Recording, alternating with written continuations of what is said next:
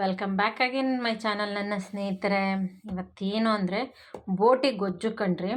ನೀಟಾಗಿ ತೊಳೆದು ಇಟ್ಕೊಂಡಿರೋಂಥ ಬೋಟಿ ನಾನಿಲ್ಲಿ ತೊಗೊಂಡಿದ್ದೀನಿ. ಹಾಗೆ ನಾನಿಲ್ಲಿ ಬರೀ ಬೋಟಿನೇ ಹಾಕೋದಿಲ್ಲ. ಇವತ್ತು ನಮ್ಮ ಮನೆಯವರು ದೊಡ್ಡದಾಗಿ ಬೋಟಿ ತಂದಿದ್ದಾರೆ. 2 ಬೋಟಿ ಏನೋ ಅಷ್ಟು ಕಾಣಿಸ್ತಾ ಇದೆ. ನನಗಿನ್ನೂ ಅಷ್ಟು ಐಡಿಯಾ ಇಲ್ಲ, ಯಾಕೆಂದರೆ ನಾನು ಕೇಳಿಲ್ಲ. ಹಾಗಾಗಿ ಇವಾಗ ಈ ಬೋಟಿಯಲ್ಲಿ ಮಿಕ್ಸ್ ಇದೆ ಎಲ್ಲ. ಏನು ಇದು, ಇದನ್ನು ದೊಮ್ಮೆ ಅಂತಾರೆ. ದೊಮ್ಮೆ ಮತ್ತು ಚರ್ಬಿ ಮತ್ತು ಈ ಥರ ಎಲ್ಲ ನೀಟಾಗಿ ಕ್ಲೀನ್ ಮಾಡ್ಕೊಂಡಿರೋದು ಕಣ್ರಿ. ನಮ್ಮ ಅತ್ತೆನೇ ಕ್ಲೀನ್ ಮಾಡಿಕೊಟ್ಟಿದ್ದಾರೆ, ಯಾಕೆಂದರೆ ನಾನು ಕ್ಲೀನ್ ಮಾಡೋ ಕೆಲಸಕ್ಕೆ ಹೋಗೋದಿಲ್ಲ. ಹಾಗಾಗಿ ಮತ್ತು ಇದಕ್ಕೆ ಬ್ಲೆಡ್ಡು ಸಹ ಹಾಕ್ತೇನೆ. ಇದು ಬ್ಲೆಡ್ ಬೇಯಲಿಕ್ಕೆ ಹಾಕಬೇಕು. ಇದು ಬೋಟಿನೂ ಸಹ ಬೇಯಲಿಕ್ಕೆ ಹಾಕಬೇಕಾಗ್ತದೆ. ನೋಡಿ ಸ್ನೇಹಿತರೆ, ಇವಾಗ ಒಂದು ಬೋಟಿನೆಲ್ಲ ಒಂದು ಕುಕ್ಕರ್ಗೆ ಹಾಕ್ಕೊಂಡಿದ್ದೀನಿ. ಇವಾಗ ಅದೇ ಕುಕ್ಕರ್ಗೆ 1 ಸ್ಪೂನಷ್ಟು ಉಪ್ಪು, ಹಾಗೆ ಒಂದು 2 ಟೀ ಸ್ಪೂನಷ್ಟು ಫುಲ್ಲು ಅರಿಶಿನ ಹಾಕಿದ್ದೀನಿ. ಇದಕ್ಕೆ ನೀರು ಹಾಕೋದು ಬೇಡ, ಯಾಕೆಂದರೆ ನಾವು ತೊಳೆದಿರೋ ಬೋಟಿ ಮತ್ತು ದೊಮ್ಮೆಲೆಲ್ಲ ನೀರು ಇರುತ್ತೆ, ಅದೇ ಸಾಕಾಗ್ತದೆ.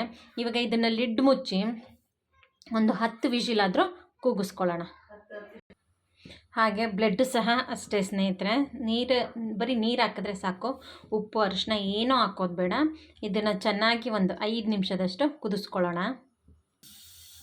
ನೋಡಿ ಸ್ನೇಹಿತರೆ, ಬೋಟಿ ವಿಷಿಲ್ ಕೂಗಿದೆ ಕೊಂಡ್ರಿ. ನೋಡಿ ಸ್ಟವ್ ಎಲ್ಲ ಎಷ್ಟು ಗಲೀಜಾಗಿದೆ. ಕ್ಲೀನ್ ಮಾಡೋಷ್ಟೊತ್ತಿಗೆ ತಲೆ ಎಲ್ಲ ಕೆಟ್ಟೋಗುತ್ತೆ. ಹೋಗಲಿ, ರುಚಿಯಾಗಿ ತಿನ್ನಬೇಕು ಅಂದರೆ ಮಾಡಲೇಬೇಕಾಗ್ತದೆ, ಏನು ಮಾಡೋಕ್ಕಾಗೋದಿಲ್ಲ.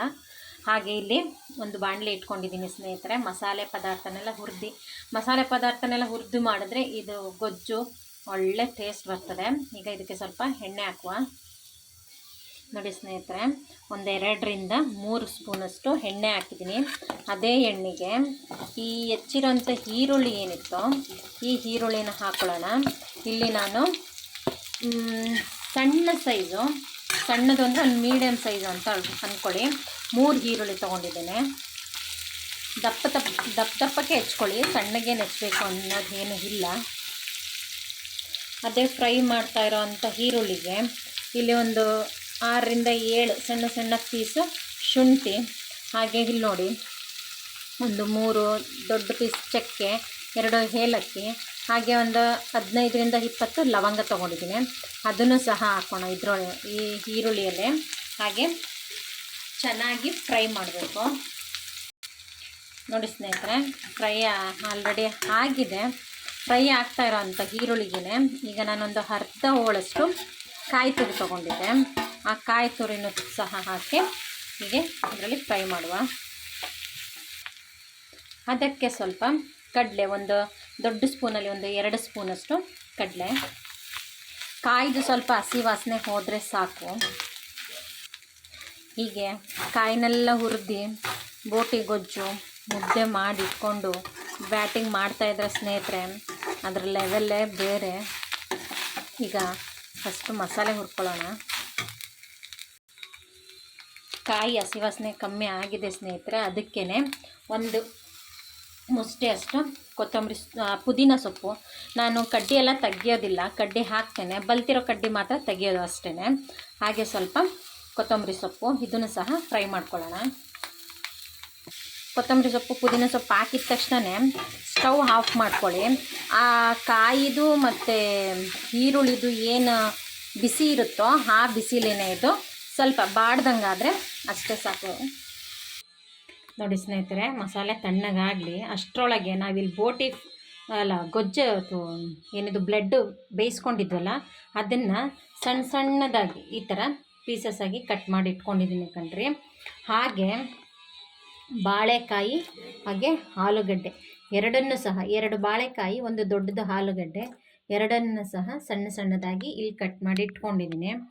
ಹಾಗೆ ಈ ಕಡೆ ಬೋಟಿ ಏನಿದೆಯೋ, ಬೋಟಿನ ಕುಕ್ಕರಿಂದ ತೆಗೆದು ನೀರೆಲ್ಲ ಸೋರ್ಲಾಕಿ ಇಟ್ಟಿದ್ದೀನಿ. ಈಗ ಬೋಟಿನ ಒಗ್ಗರಣೆ ಮಾಡ್ಕೊಳ್ಳೋಣ.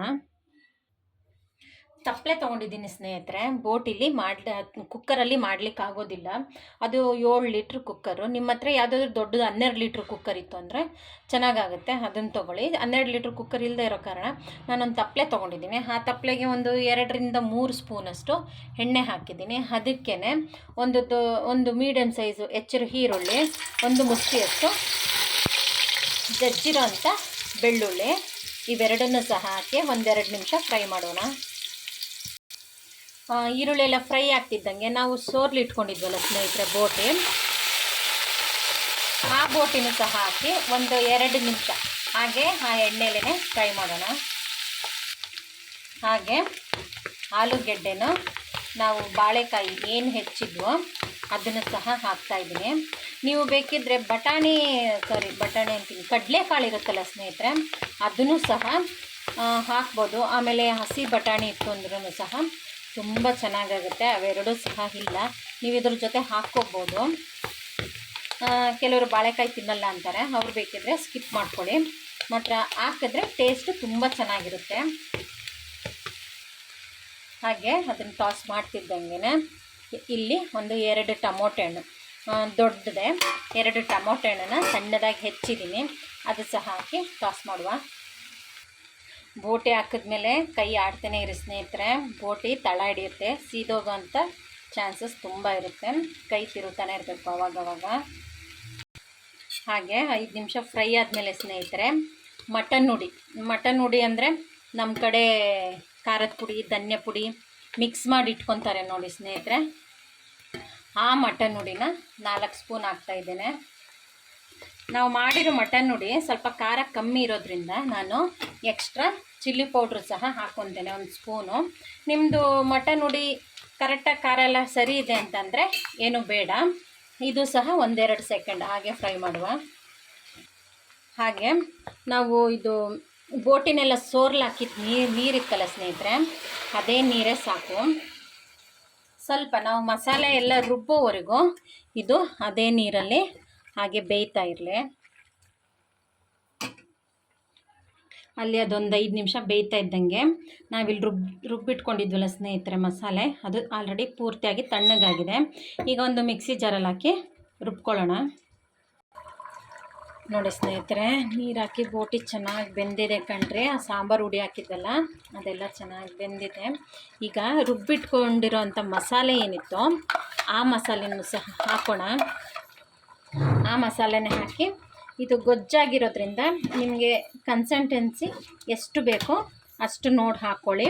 ಹಾಗೆ ಉಪ್ಪು ಸಹ ಅಷ್ಟೇ. ನೋಡಿ ಸ್ನೇಹಿತರೆ, ನೀರೆಲ್ಲ ಹಾಕಿದ್ದೀನಿ ಕಣ್ರಿ. ಇದು ಇನ್ನೂ ಬೇಯಬೇಕು, ಯಾಕೆಂದರೆ ಮಸಾಲೆ ಈಗ ಹಾಕಿರೋ ಕಾರಣದಿಂದ ಇನ್ನೂ ಬೇಯ್ತದೆ. ಹಾಗಾಗಿ ಸ್ವಲ್ಪ ನಾನು ಹೆಚ್ಚಿಗೆ ನೀರು ಹಾಕ್ಕೊಂಡಿದ್ದೀನಿ. ಈ ಸ್ಟೇಜಲ್ಲಿ ನಿಮಗೆ ಉಪ್ಪು ಖಾರ ಎಲ್ಲ ನೋಡಿ ಹಾಕ್ಕೊಳ್ಳಿ. ನಾನು ಉಪ್ಪು ಆವಾಗಲಿಂದ ಹಾಕಿರಲಿಲ್ಲ, ಬೋಟಿ ಬೇಯಲಿಕ್ಕೆ ಮಾತ್ರ ಅಷ್ಟೇ ಹಾಕಿದ್ದಿದ್ದು. ಈಗ ಉಪ್ಪು ಹಾಕ್ಕೊಂಡಿದ್ದೀನಿ, ಖಾರನೂ ಬೇಕಿದ್ದರೂ ಸಹ ನೀವು ಹಾಕ್ಕೋಬೋದು. ನೋಡಿ ಸ್ನೇಹಿತರೆ, ನೀರು ಮಸಾಲೆ ಎಲ್ಲ ಹಾಕಿ ಒಂದು ಕುದಿ ಬರ್ತಾ ಇದೆ ಕಣ್ರಿ. ಈಗ ನಾವು ಬ್ಲೆಡ್ನ ಸಣ್ಣ ಪೀಸ್ ಮಾಡಿ ಕಟ್ ಮಾಡಿ ಇಟ್ಕೊಂಡಿದ್ವಲ್ಲ, ಆ ಬ್ಲೆಡ್ಡು ಸಹ ಇದರೊಳಗೇ ಹಾಕೋಣ. ಹಾಕಿ ಒಂದೊಳ್ಳೆ ಮಿಕ್ಸ್ ಕೊಡಬೇಕು. ಇವಾಗ ನಾವು ಏನಕ್ಕೆ ಬ್ಲೆಡ್ ಹಾಕ್ತಾಯಿದ್ದೀವಿ ಅಂದರೆ ಇದಕ್ಕೂ ಸಹ ಚೆನ್ನಾಗಿ ಮಸಾಲೆ ಉಪ್ಪು ಎಲ್ಲ ಇಡ್ಕೋಬೇಕು. ಹಾಗಾಗಿ ಬ್ಲೆಡ್ನ ಈಗಲೇ ಹಾಕ್ತಾಯಿದ್ದೀನಿ. ಹಾಕಿ ಒಂದೊಳ್ಳೆ ಮಿಕ್ಸ್ ಕೊಟ್ಟು ಮುಚ್ಚಿ ಒಂದು 10 ನಿಮಿಷ ಚೆನ್ನಾಗಿ ಕುದಿಲಿ.